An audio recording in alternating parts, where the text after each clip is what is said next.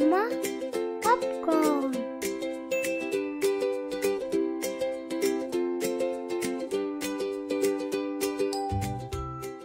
Salut les Curieux Kids! Aujourd'hui, on part en mission spéciale pour résoudre un grand mystère de Pâques. Pourquoi on cherche des œufs en chocolat? Pourquoi un lapin les cache? Et pourquoi en France, on parle aussi de cloches? Accrochez-vous, ça va secouer. Tout commence il y a très longtemps, bien avant l'invention du chocolat.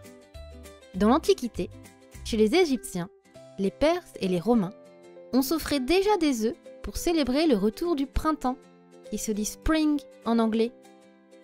Pourquoi? Parce que l'œuf symbolise la vie et le renouveau. Logique, non? Des siècles plus tard, au Moyen-Âge, les chrétiens ajoutent leur touche. Pendant le carême, il était interdit de manger des œufs pendant 40 jours. Alors, à la fin, on les décorait et on les offrait en signe de fête.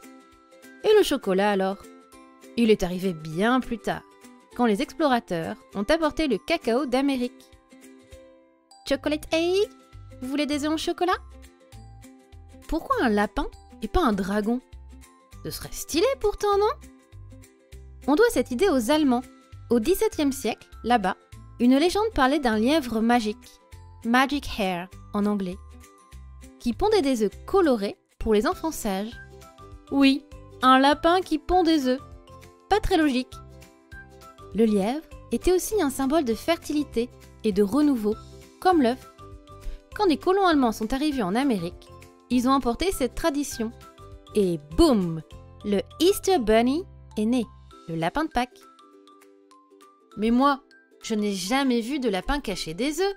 J'ai toujours entendu parler des cloches de Pâques. Eh oui, en France, en Italie et en Belgique, la tradition est différente. Chez nous, on raconte que les cloches des églises, bells en anglais, partent à Rome du jeudi saint au samedi de Pâques.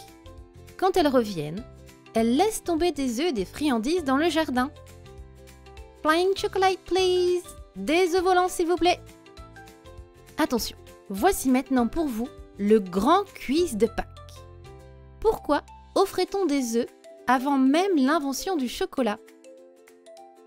Parce qu'ils étaient interdits pendant le carême? Parce que c'était une offrande pour le printemps? Parce que les poules pondaient du chocolat à l'époque? Oui, bien vu, c'est la première. Parce qu'ils étaient interdits pendant le carême.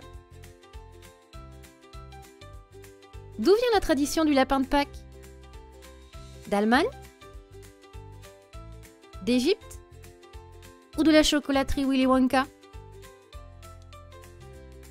Bravo, tu as trouvé. Cette tradition vient d'Allemagne.